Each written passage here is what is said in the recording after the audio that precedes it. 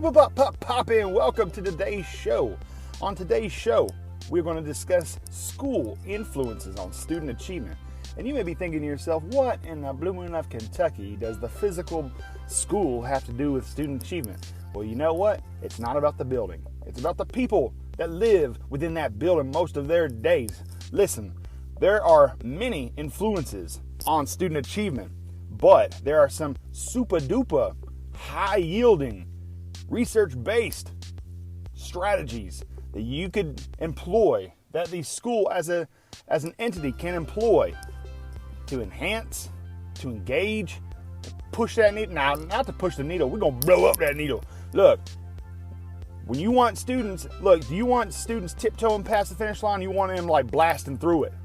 Now, I'm going to hit you up with some strategies straight up from the godfather of research, educational guru of research, John Hattie. Let's check it before we wreck it.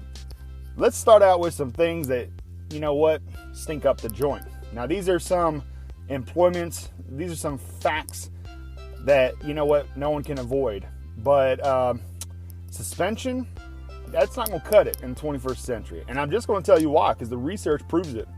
Now, these file underneath the category other school factors, but suspension or expelling of students, that puts a child at a disadvantage of negative 20% compared to the control or the prototypical quote-unquote haha funny average child. Now, so what else should we watch out for?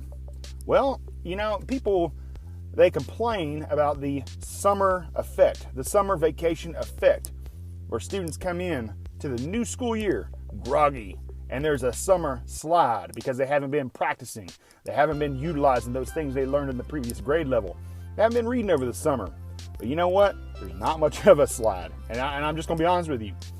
As just a general effect of a student returning to a brand new school year, suffering from the summer vacation slide, the summer vacation effect, that's only negative 2% of a disadvantage.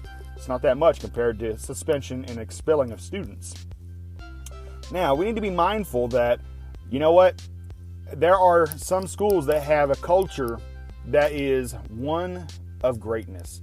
Now, and I'm not going to kick it old school on you, but you know what, growth mindset's been around a long time. And I'm just going to be honest with you, because it's a frame of mind. It's an attitude, not necessarily an aptitude. You know what one of the biggest research-based school influences, or any influence for that matter, on school achievement? Collective teacher efficacy. What am I talking about? You can't have bad teachers teaching, and they have to be weeded out. And I know that sounds crass and cruel, but that's a fact, Jack. Bad teachers lead to bad achievement. That's a fact. That's not even a point of contention. Collective teacher efficacy. I'm talking groupthink. If you have a collection of talent that has been cultivated, that has been raised up, the leadership within each and every teacher in the building has been cultivated, and it is in the process of cultivation, through the process of professional learning communities, through the process of professional learning outside of the school, outside of the district, sometimes even outside of the state, sometimes outside of the box, if you know what I'm saying. 157% is an advantage that students have within a school where there is an acceptable and one that's praiseworthy, a collective teacher efficacy. Now, you may be thinking to yourself, how in the world do you measure that? Well, good teachers lead to good achievement. Bad teachers, you know what, leads to toilet achievement. I'm just going to lay it out there for you. So, what else could we see at a school that is an influence on student achievement? Well, let's take a look real quick. School size. I think this is something that has been looked at by legislators all around the country. Now, school size ranging from 600 students to 900 students. Now, if you have a size that is no bigger and no smaller than that, you're looking at approximately a 43% advantage for each student in that school. Now, I would like to think that smaller schools probably have a higher yield in achievement because the teacher to student ratio is one that makes that teacher much more readily available to those students. Now, let's talk right now. So what can a good principal and a good school leader, what kind of effect can they have on student achievement just by being there? Now, you could be a body in a suit, but the fact of the matter is, that's the lead learner, by God. That is the standard of excellence when it comes to education. 32% of an advantage. When you have a good principal, a good leader, good school leader who has vision, 32%. School climate. You know, there's no secret why all of these surveys that are mandated by districts, by states, they're really honing in on school climate. Why? Because if the culture is doo-doo, the student achievement's going to be doo-doo. I'm just going to lay it out there for you. When the teachers hate being there, guess who's going to hate being there too? Students and the stakeholders. Why? Because enthusiasm is contagious. So is a bad attitude. Negative Nancy's, a cold water committee. Need to steer clear of them. Now, you may be thinking to yourself, let's get fresh and fruity with it. Let's hypothesize for a second. What if we had a single-sex school? I'm talking like a gender-specific, and I know we have to be very, very careful in the 21st century in identifying gender, but a single-sex gender school in the 21st century. I'm not even sure if that's legal, but it doesn't have much of an effect on a student achievement. Only an 8% advantage. So that's something that you don't see that, and I'm not even certain of the legality of it, but it does not have a high yield for achievement, student achievement specifically. All right, let's take a look. So let's look at external accountability systems. That's your accreditation systems. That's your SACS committee. That's your external audit. That's people coming outside that are third party that appraise, evaluate, synthesize what is happening in a school district. What is happening with the students? What is happening with the teachers? What is happening with the leaders? And you know what? When you have an external accountability system that gives the students in that school an advantage of 31%.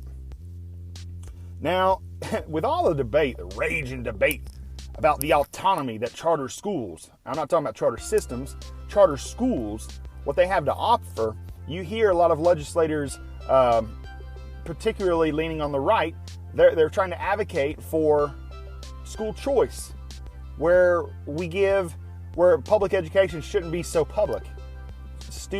Parents of economically disadvantaged places should have access to a school of their choice.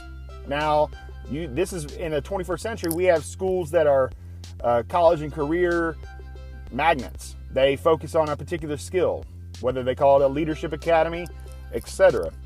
Now, charter schools in its entirety does not have a high yield on student achievement, only 9% of an advantage. And that's noteworthy just because of all the hoopla that we hear about charter schools. Is it effective? Well, you tell me. It doesn't move the needle forward. 9% of an advantage. Okay? Desegregation. Whoop whoop. Talking about the 1960s Civil Rights Act. You got to understand that, look, separate but equal, that ain't going to happen. That's not going to work because it's not research-based. When students don't have to worry about the color of their skin, but the content of their character, and they can show up at a public facility and not have to worry about an impediment to their instruction because of that color of their skin, they can have a 28% advantage on their student achievement. That is very, very noteworthy. Now, I want to kind of piggyback on something I mentioned earlier about charter schools. Though charter schools has only a 9% advantage to offer students, if you think about it, something else I mentioned, school choice programs, that is only a 12% advantage that you could expect for the students. Now, summer school, some people love it, some people hate it. Kids especially hate it. Now, I'm just going to be honest with you. Summer school is advantageous to a lot of the stakeholders. I mean, we're talking the administration. It keeps them accountable, keeps them in the loop, and it keeps consistency with the students, especially those that are struggling, especially those who are socioeconomically deprived or deficient. Now, if you have a diverse student body, now what I'm talking about, you have a wide spectrum of learners. We have accelerated learners, we have remediated learners. Now, if you have a diverse student body, that is a 10% advantage. So, you know what? We may be different If we're a 96 pack of Crayola crayons, which is one of my favorite things on the face of this earth, that's a beautiful thing, and research ordains it. So, you need to understand that a school in its entirety, not the physical school, but the people, the culture, the climate within it, can have a massive effect on student achievement. I want to thank you so much for tuning in. We'll catch you in the next episode. Peace! The podcast you just heard was made using Anchor. Ever thought about making your own podcast? Anchor makes it really easy for anyone to get started. It's a one-stop shop for recording, hosting, and distributing podcasts. Best of all, it's 100% free. Sign up now at anchor.fm/new. That's anchor.fm/new to get started.